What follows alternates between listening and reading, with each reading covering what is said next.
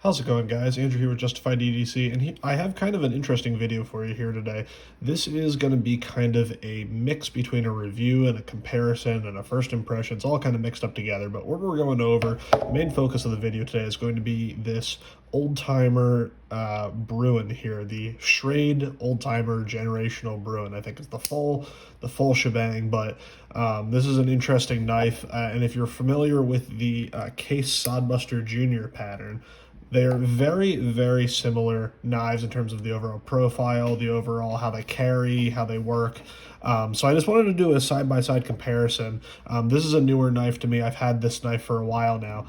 And since they're so similar, I've seen a lot of separate reviews, even channels that have both kind of do reviews on separate ones and show them all separately, but I haven't seen really a good side-by-side comparison between the two of these. So I wanted to do a comparison between these and kind of give my thoughts, as well as kind of give you a first impressions and overview of the old-timer Bruin here. So we're going to get right into this here, but before I do that, I already put the card over here and lost it. Got to thank the sponsor of the channel here, Auxiliary Manufacturing. He's doing some awesome work. Mike, great guy, doing a lot of cool custom fixed blades and stuff like that. He's sent stuff for the channel for me to review, helped me with some equipment like the lighting you're seeing here that I'm going to talk about here in a second. But really cool. I'm going to leave links to his pages down in the description. Please go support him and buy some of his knives. So big thank you for him for sponsoring the channel. So real quick before we get into the rest of this, I just wanted to show you guys here. I don't know if you can tell, but the lighting is slightly different than normal. I'm going to do something here real quick and switch it to, this is normally the lighting that I use, so kind of see that kind of color palette. And then there's another option here that's a little bit cooler, like this. And there's this warmer option. I had been using this one, and I'd kind of been getting annoyed that some of the video looked really, like, not washed out, but just really bright and highly reflective and that kind of thing. The reflection, especially in blades like this, I can't really help. But I think this looks a little bit more natural in terms of how colors come off and stuff like that, because I've been having trouble with certain things showing up on camera that look different in person. But let me know what you think of this lighting, if you like it better. Drop me a comment, tell me if you think it's better, worse, whatever, whichever one you want to see. So I'll run through them again. You can tell me one. Oh, see if I can get it to go. This is one. This is 2, and this is 3. So the rest of the video is going to be on 3. You guys let me know what you like best down in the comments. But all that out of the way, that kind of administrative stuff, we're going to get right into these knives. So I'm going to give you a kind of size, kind of specs on these one by one, mostly focusing on this though. Since they're both pretty much exactly the same, I'm just going to use this to give you your overall specs, and then we'll go into the comparison. So going over here to the size, you're having about 2.5 inches of cutting length and getting about 2 3/4 of overall blade length. And then your handle, you have about a 3.5-inch grip area, just a hair over that in the overall handle length. Same exact thing pretty much on the case. The profile is ever so slightly different. Now, the Bruin is a little bit thicker. You can see there, but in terms of blade stock thickness, I believe they are pretty much exactly the same. If anyone really cares, drop a comment and I'll measure it up with some calipers, but for all intents and purposes, they're pretty much exactly the same. The grind is pretty much exactly the same as well. And then in terms of materials, the Bruin here is in 1095 high carbon. The case that I have is in stainless. This has a PVD coated blade. But this is a stainless, this is a carbon. You can also get the case knives in their chrome vanadium, which is similar to a 1095. It's a carbon steel alloy. And I believe I saw on one of Schrade's either SHOT Show or Blade Show videos, they said they are going to actually go back to using 1095. So these steels here are different, but for all intents and purposes, we're going to treat them as if they are the same. In terms of handle materials here, the Bruin only comes in one flavor. So you have the saw cut bone handles. These are real bone, as you can see a little bit of the side profile here, the kind of imperfections and layers, but yeah, saw cut bone.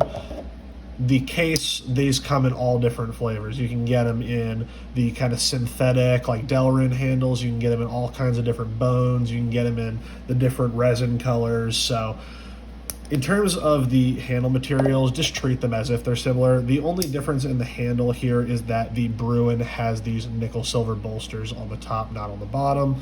Neither of them have lanyard holes. And then the other difference here, as you can see, is the case Sodbuster Jr. is a slip joint. There's no lock, whereas the Bruin is a lockback with that kind of lower seated lockback instead of the mid lockback. So much smoother open and close with a lock, whereas this has a lot more spring tension. Nice snap open, but there's no lock on that blade. The other difference that's important to note that you might not notice right off the bat is most traditional knives, cases included, including this case, there are no washers in the pivot. The tang of the blade rides right up against the brass liners on here, which I should note as well. The Bruin has steel liners and the case has brass liners. Most traditionals ride up right against the liners, and if they're polished correctly and fitted correctly, they could still be pretty smooth. And I would consider that this case to be pretty smooth as case knives go. They can vary a little bit, but for as traditional, especially at this price point, I consider it pretty smooth. Now, the Bruin here, as you can see, as I opened it, oh, I just sliced my thumb open. Ooh, okay. Well, we're going to try to continue the review like this, guys, but I'm not sure how this is going to go. But, man, you can tell it's sharp, though.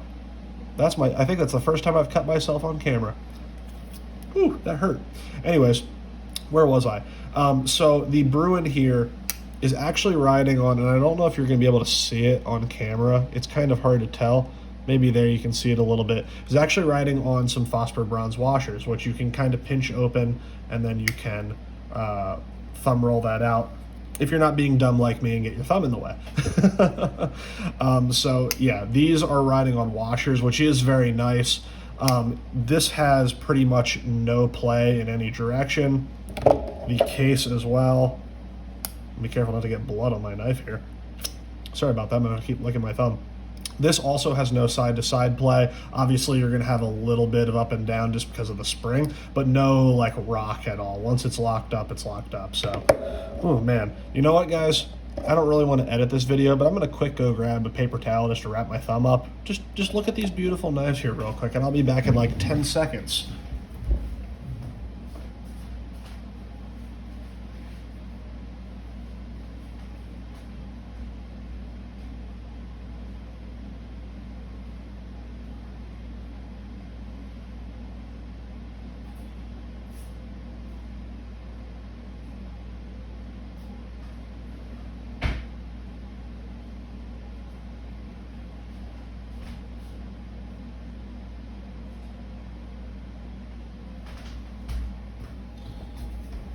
All right, I'm back.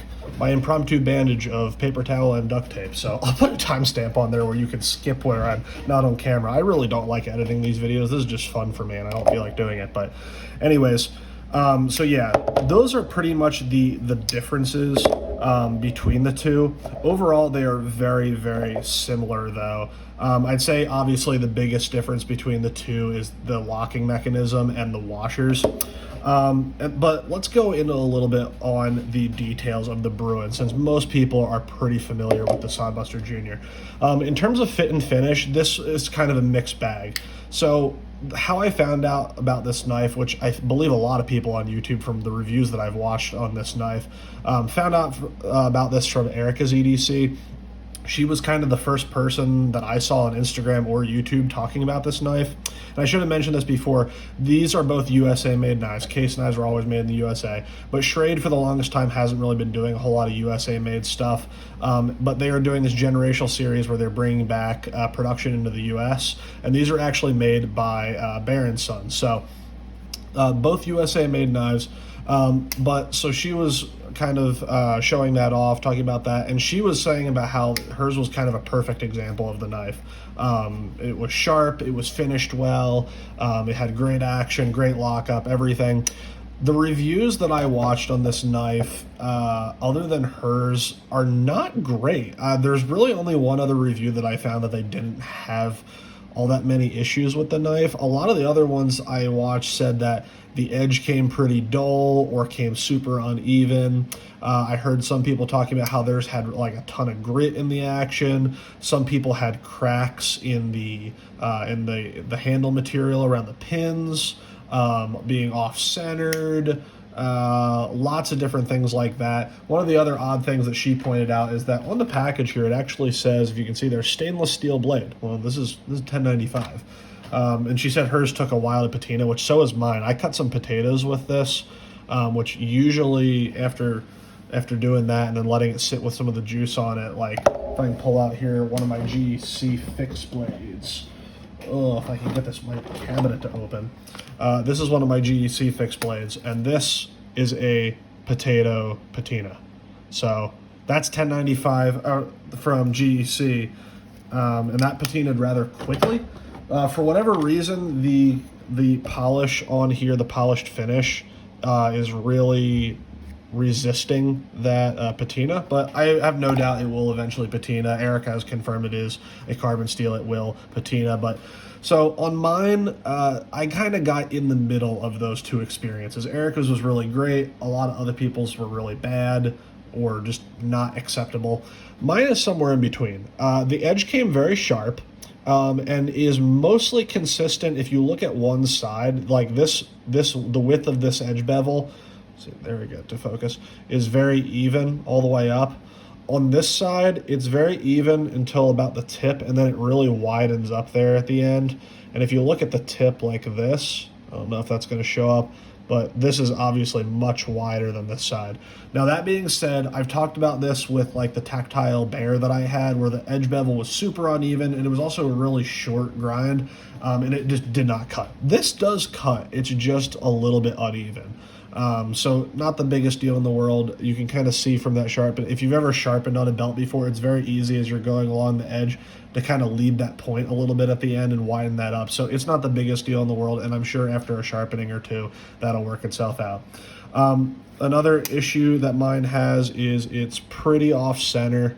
You can see there. It's not rubbing on the liner, and I can't feel any rubbing, but it is off center, where hers was pretty centered. Some other people that I watched did say that theirs was rubbing the scale. The shield on here, which is a nice brass shield, it came very gritty and dirty from the factory. Mine also does have a crack here around this pin on the bone. Now, it's not like pulling off or anything. I worry that in the long run that might crack and break off. There was a post that I saw on Facebook just recently in a slip joint group that someone had one of theirs, like from the factory, they took it out, this was cracked, and they went like that and the whole corner just broke off. So that's not great. Now the back spring here, there is no gapping. Everything is sitting flush on the close. On the open, it's almost completely flush. On this side, there's a tiny little bit that I can catch my nail on, but not enough that I would cause a problem, that I would say is a problem, especially because this is such a solid lockup. This looks so dumb. I'm sorry about this. It looks so stupid on camera, but you're just going to have to deal with it because I don't feel like really filming this video.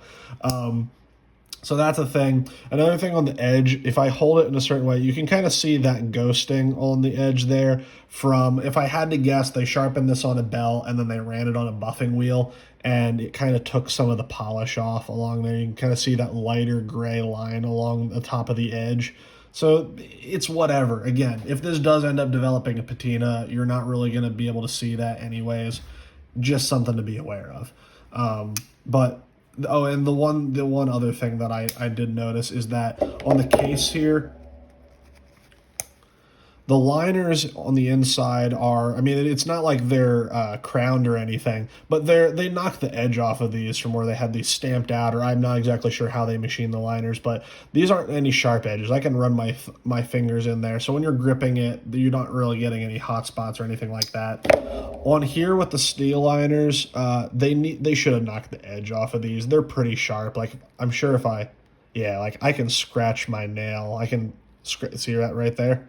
I can scratch material off of my nail with those. So if you're kind of gripping down a little bit more on this knife, or if you have your fingers like this, you can really catch that edge. It's not the most comfortable. It's not a huge deal. And again, I wanted to leave it like this for the review so I could show you. I'll probably just take a needle file or something and just knock the edge off of those liners. So it's not a big deal, but it's just the little fit and finish thing. So I was kind of surprised, all this to say, I was kind of surprised when I saw her video and I had heard that Bear & Son was making these, that how good hers was finished. Because I've had some Bear & Son stuff in the past. Now, granted, this was several years ago, and they were also ballad songs, but they were pretty shitty. And Bear & Son has a reputation for, even though they're made in the U.S., to be pretty low quality with shoddy QC at the best.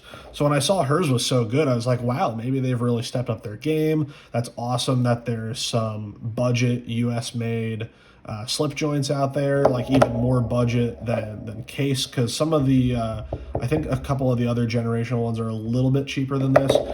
This is the other thing. These come in, I believe, around $75 normally, which is a little bit more than your cases. I got this on sale on Amazon for like $45 free shipping, and I'd say it's definitely worth it at that price. $75, man, it's really gonna depend whether you get a good one or not.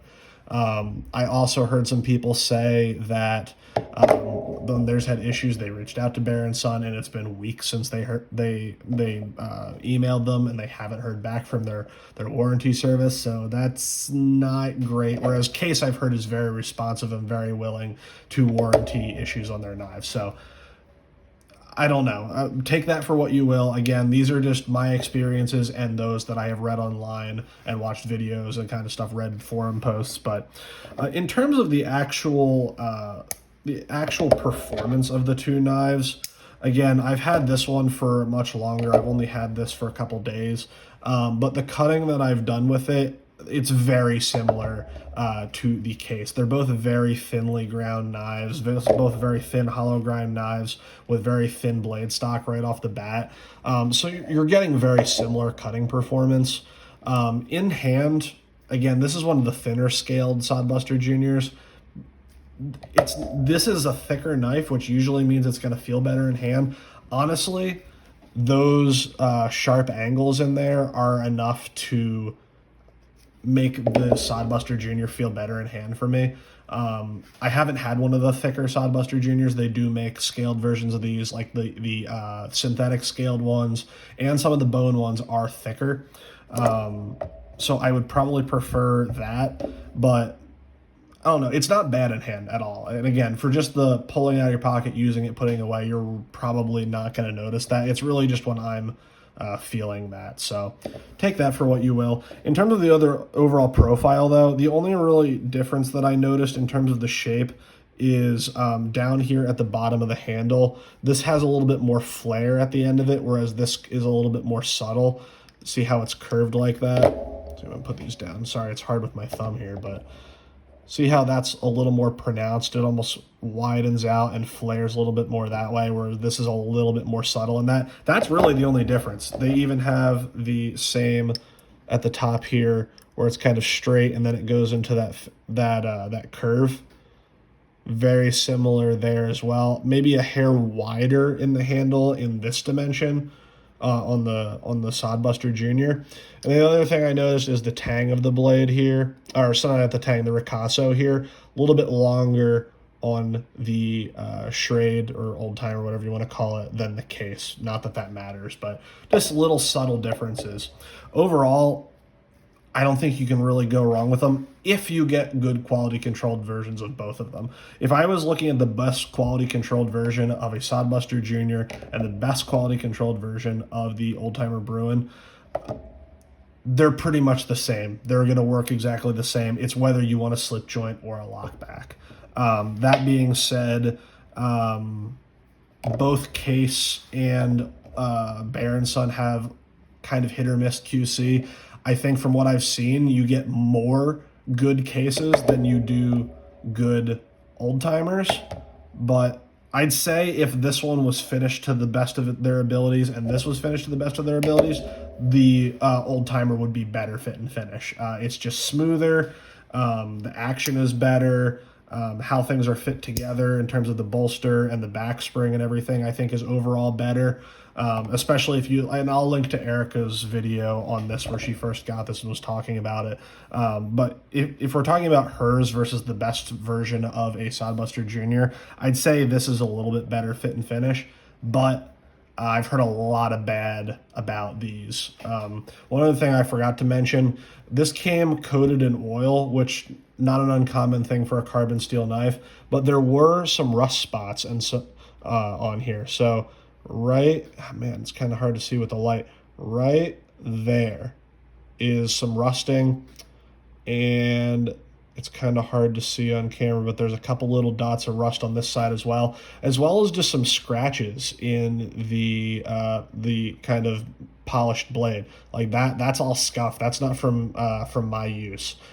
All that scuffing there, all those little marks, those are all from the factory. They came like that. I have used this a very limited amount, but even you can see here when I put it down the table, all those scuff marks there, that came from the factory like that. I have not seen that from case knives. Their polish, whether it gets scuffed up from use or not, from the factory come very nicely polished. I've never seen scuffs like that, with the exception of their multi-bladed knives that are fitting together and kind of rub. And even that from the factory, you don't really see that. That kind of starts to develop in the first couple of days of use. But so all this to say, guys, I don't really know what to tell you in terms of which one's better. Really, what I would say is, like I always say about case knives, I would recommend buying them in person if you can.